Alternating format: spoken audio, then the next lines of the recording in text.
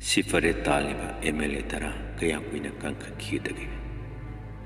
Me ahungi nungthildagi Surasanpur amasung Bisnpur district anigi taina badalaiba mitay singi yum singda no may kapsilaga may thaba horakrabasu kuki lamhentu henba amasung makogi militant sing hingsa yatam ki thong sing sige sapsapa maram khangmagam kide adubu makogi matu pan marakta laiba lamsa sing phapasa tharoi da thong sing sidi singjau khon ma lamai doma Imphal West, Imphal East, Thobal, Kaksing, Tengnopal, Chandel amadi Kangpokpida panthadana mathang sadoraki.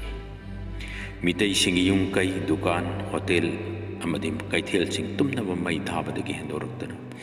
Mitay misam kayada sukatharaki. Misimina mathang thoraki. Tamthiraba laan gi maisan nangaba mitay khunja sing na chongthoroktana masa-masagi kul ngangnarki.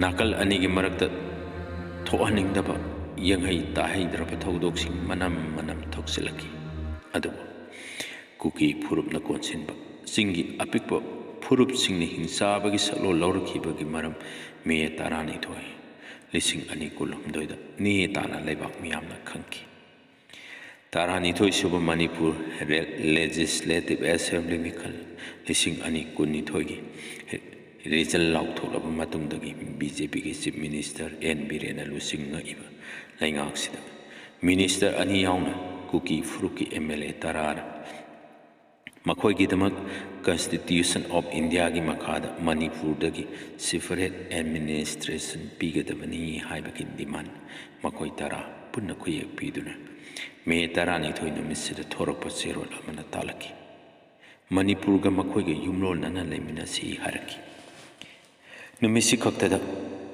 me ahungi mamangdagi kuki fruki mioi kuzo amana mapi takatuna siem saraga numisida tribal solidarity march laba matungda phangaroida mitai furupna lairi makai yara roida demand sikidma hingsa yatamagi thabaksin chatharkibane habase maik sengna khanki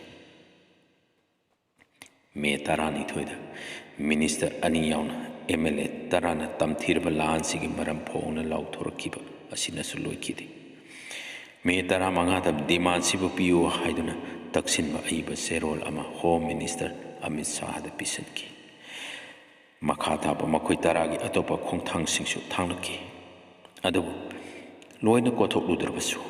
Tenkang Anelaksi Powder Makoigi Tong Sinanunsi Sananan Laminarikiba Mitai Amasun Kuki Singi Marakta Sumna Nusi Sana Handabada Natana Asi Matanza Yengduna Chongsin Hatunarki Pivam Si Hosi Tataruk Mapung Pakiduna Tari Jangsilaba Howard Handri Hausikshu Kaidamai Loigadagi Hyber Lekai Tadribagi Matakta Lansi State Amasung Union Lenga Nasu Kamdri Kumai Oina Yengduna Lady Masi Waragadi MLA Tarana Tanglak Iba Kongtangsi Makoina members sing oiriba Manipur Legislative Assembly gi rules of procedure amasu conduct of business ki karamba provision nak ayaba pibage haibesidi hangakpa masana tabani stage da misi minana pik thalanba sarangna ba thonba gi dom makoi gi mathakta mari lena ba logi matugina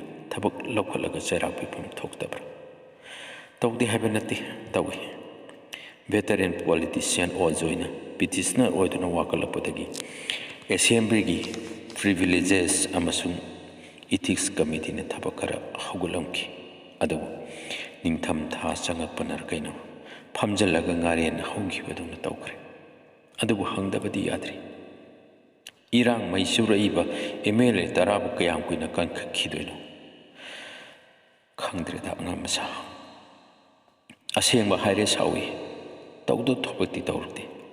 Miyangi Mapi Mapani Haraga Lanban Manung Dadale. Miyango Unada Nabada Honai Ludaurida.